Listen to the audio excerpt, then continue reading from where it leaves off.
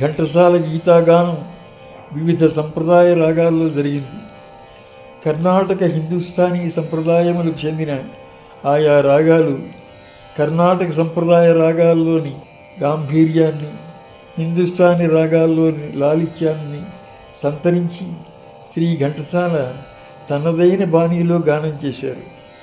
రాగతాళములు గ్రహించి ఆనందించడం సంగీత రసజ్ఞతలో ఒక భాగం. శ్రీ ఘంటసాల గానం చేసిన గీతాగానంలో ఆయా రాగాలను జిజ్ఞాసులకు పరిచయం చెయ్యడమే నా ఈ ప్రయత్నానికి పరమార్థం. ఘంటసాల గానం చేసిన గీతాగానంలోను ఉపయోగించిన రాగాలను అనుసరించి ఆయన గానం చేసిన వివిధ గీతాలను కూడా దీనిలో పొందుపరచడం జరిగింది.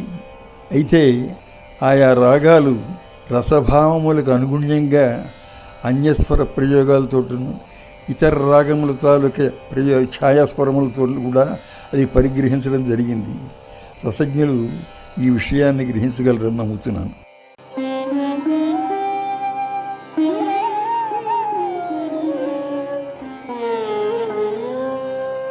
ధ్యాయతో విషయాన్ పుంసః సంగస్తేషూపజాయతే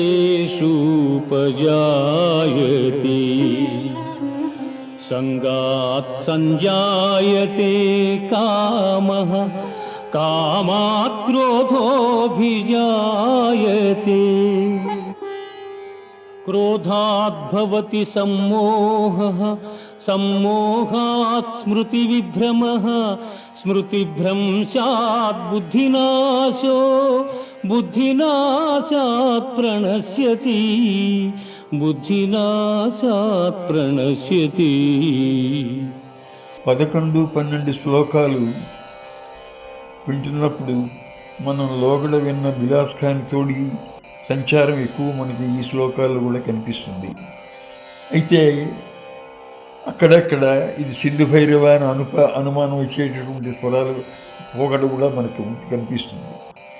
అయితే ఇవన్నీ కూడా అలా అనిపించడంలో తప్పేం కాదు.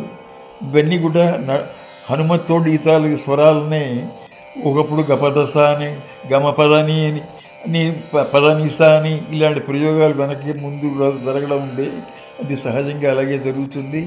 అంచేత బిలాస్ ఖానితోడి పూర్తిగా ఇదే నిర్ణయించడానికి వీలు లేకుండా సింధు భైరవి పోకడ కూడా దీనిలో ఉన్నాయి.